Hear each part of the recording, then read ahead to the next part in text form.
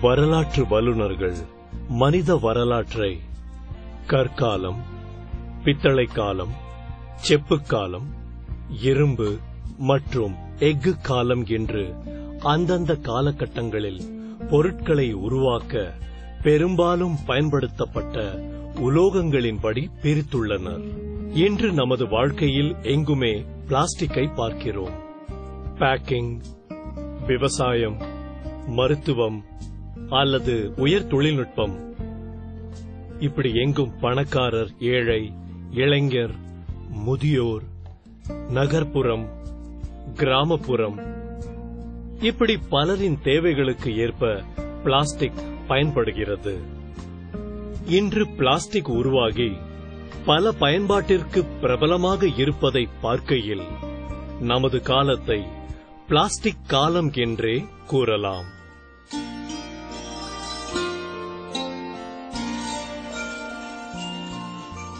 பல பொருட்களை எளிதாக வடிவமைத்து பொருட்களை உருவாக்குவதற்கு இது மிகவும் ஏற்றதாக இருப்பதால் இதற்கு பிளாஸ்டிக் என்ற பெயர் மிக பொருத்தம்தான்.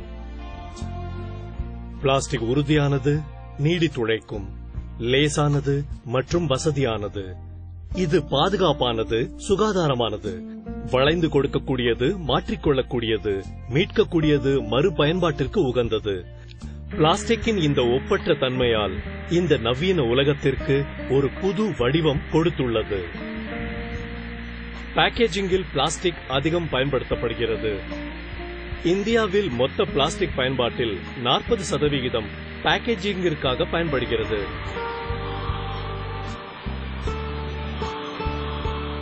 பிளாஸ்டிக் பயன்பாட்டினால் இயற்கை வளங்கள் பாதுகாக்கப்படுவதை தவிர போக்குவரத்திற்கான எரிபொருள் மிச்சமாகிறது.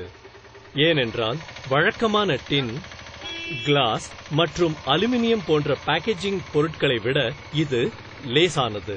குடிநீர் பெட் பாட்டில் மற்றும் பவுச்சில் பேக்கிங் செய்யப்படுவதால் தண்ணீரினால் நோய்கள் பரவுவது குறைகிறது. இதனால் சுகாதாரத்துறையில் மேம்பாடு ஏற்படுகிறது. அதேபோல் இந்தியாவில் தினமும் 4.5 கோடி குடும்பங்களுக்கு கலப்படமில்லாத புத்தம் புதிய பால் வழங்குவதில் பிளாஸ்டிக் பெரும் பங்கு வகிக்கிறது. இதற்கு முன்னர் 1/2 லிட்டர் பாலை பேக்கிங் செய்ய 450 கிராம் எடையுள்ள கிளாஸ் பாட்டில் பயன்படுத்தப்பட்டது. ஆனால் இப்போது அதற்கு மாறாக 2.5 கிராம் எடையுள்ள பிளாஸ்டிக் பை போதுமானது. 10 டன் எடையுள்ள லாரி 5 டன் எடையுள்ள பாலை மட்டுமே எடுத்துச் செல்லும். அதன் மீதி எடை பாட்டிலின் எடையாகும். ஆனால் அதற்கு மாறாக இன்று அதே லாரி பிளாஸ்டிக் பைகளில் பேக் செய்யப்பட்ட 9.5 டன் பாலை எடுத்துச் செல்கிறது. எனவே இயற்கை வளங்களை அதிகமாக மிச்சப்படுத்துகிறது பிளாஸ்டிக். காலை பொழுதில் பசுமையான மரங்களின் வழியாக மூடுபனியின் இடையே சூரியனின் பொன்னிறமான கதிர்கள் கண்கொள்ளா காட்சியாகும். ஆனால் பர்னிச்சர் தயாரிப்பதற்கான மரத்தேவை நமது காட்டு வளங்களை கணிசமாக குறைத்துவிட்டது. இப்போது பல்லாயிரக்கணக்கான மரங்கள் காப்பாற்றப்படுகின்றன.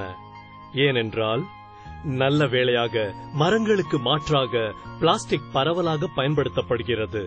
இதன் மூலம் தடுப்புகள், கதவுகள், கிச்சன் கேபினெட்கள் மற்றும் அனைத்து வகையான பிக்ஸ்சர்கள் தயாரிக்கப்படுகின்றன.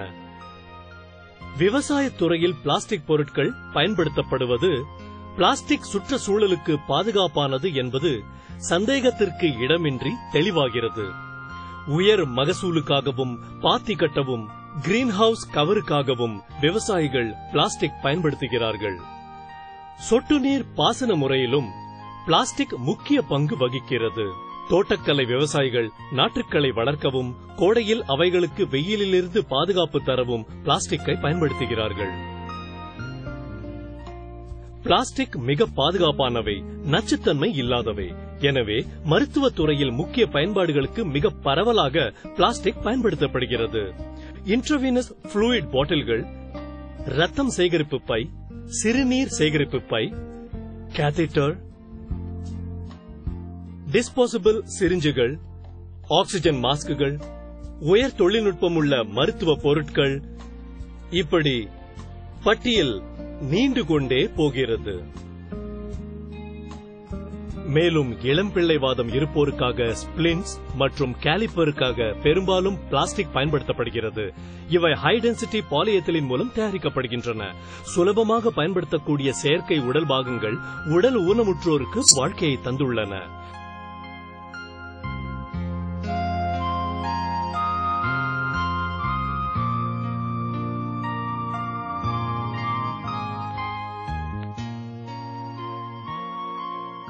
இப்போது பிளாஸ்டிக் சுற்றுச்சூழலுக்கு ஏற்றதாக மாறி வருகிறது. இருந்தாலும் பிளாஸ்டிக் பைகள் மற்றும் பேக்கேஜிங் இப்போது மிகவும் கண்காணிக்கப்படுகின்றன. பிளாஸ்டிக் பைகள் சுற்றுச்சூழல் பிரச்சினைக்கும் மனிதர்கள் மற்றும் கால்நடைகளுக்கும் ஆபத்து ஏற்படுத்துவதற்கு காரணம் என்ற குற்றம் சுமத்தப்பட்டுள்ளது. மிக லேசான பிளாஸ்டிக் பைகள் அங்குமிங்கும் பரவலாக கிடப்பது உண்மைதான். ஆனால் இவைகள் வருமானம் தராது என்பதால் குப்பை சேகரிப்போர் அதை சேகரிப்பதில்லை. குடிமக்களான நாம் தான் இந்த பிளாஸ்டிக் பைகளின் தொல்லையை ஆற்றலுடன் சமாளிக்க முடியும். முதலில் கட்டுப்பாடற்ற இதன் பயன்பாட்டை நாம் நிறுத்த வேண்டும்.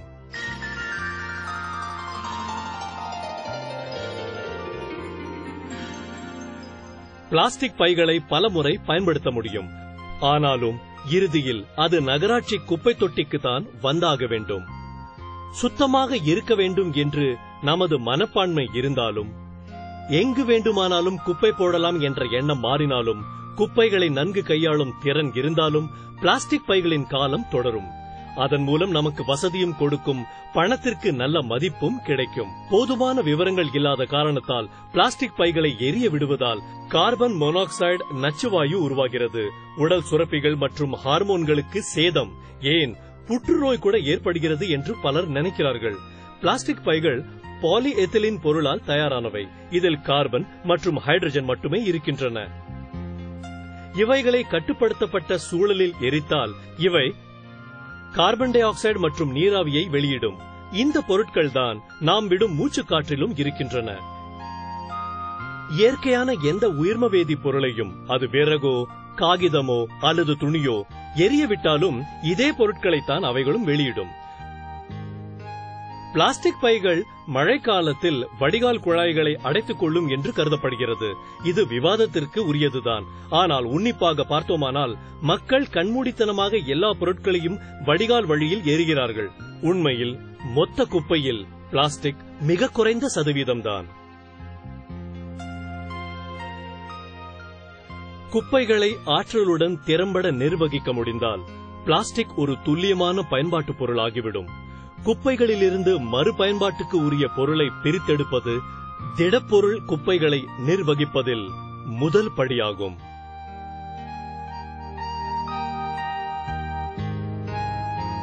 Indian Centre for Plastic in the Environment ICPE இதர அரசு சாரா நிறுவனங்கள் மற்றும் நகராட்சிகளுடன் சேர்ந்து பணியாற்றுகிறது.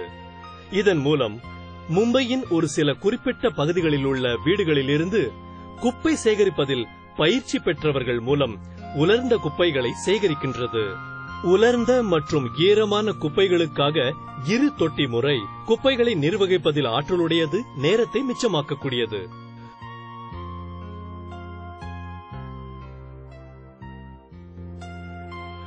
குப்பைகளை சேகரிப்போர் உலர்ந்த குப்பைகளை சேகரிப்பு மையங்களுக்கு கொண்டு வருகிறார்கள். அதில் இருக்கும் பொருட்களிலிருந்து பிளாஸ்டிக்கை பிரித்தெடுக்கிறார்கள். ICPE செயல்படும் பகுதிகளில் குப்பை சேகரிப்போர் பிளாஸ்டிக் பைகளை பிரித்தெடுப்பதன் மூலம் மாதம் ஒன்றுக்கு 4700 ரூபாய் சம்பாதிக்கிறார்கள். கிட்டத்தட்ட பொதுவான பிளாஸ்டிக் வீண் பொருட்கள் எல்லாம் மீட்டு எடுக்கக்கூடியவை. இந்தியாவை போன்ற நாட்டிற்கு பொருட்மீட்பு பொருளாதாரத்திற்கு அவசியமாகும். நகராட்சியில் குப்பைகளை நிர்வகிக்கும் முறைகளில் நம் நாட்டில் பல புதுமைகள் உருவாகி வருகின்றன. உதாரணத்திற்கு இந்த மஷினை பாருங்கள். மொத்த குப்பையிலிருந்து இது காகிதத்தையும் பிளாஸ்டிக்கையும் பிரிக்கின்றது. இதன் மூலம் காகித குழம்பும் பிளாஸ்டிக் சீவல்களும் மறுபயன்பாட்டுக்கு பொருளாக கிடைக்கின்றன. மாசு இருப்பதாலும் இதர காரணங்களாலும் மீட்க முடியாமல் பிளாஸ்டிக்கிற்கு மற்றுமொரு புதிய பயன்பாடு இருக்கிறது. அவைகளை தாருடன் சேர்த்து சாலைகள் அமைக்க பயன்படுத்தலாம். நாக்பூரில் உள்ள புட்டிபோரி தொழிற்சாலை பகுதியில் doctor Alka Zadgaonkar, Raisoni college of engineering applied chemistry பேராசிரியர். பிளாஸ்டிக்குகளை வர்த்தக ரீதியாக திரவ ஹைட்ரோ கார்பன் எரிபொருளாக மாற்றக்கூடிய ஒரு செயலூக்கி திட்டத்தை கண்டுபிடித்துள்ளார். இதோ ஏராளமான பிளாஸ்டிக் குப்பைகள் எரிபொருளாக மாறுவதற்கு காத்திருக்கின்றன.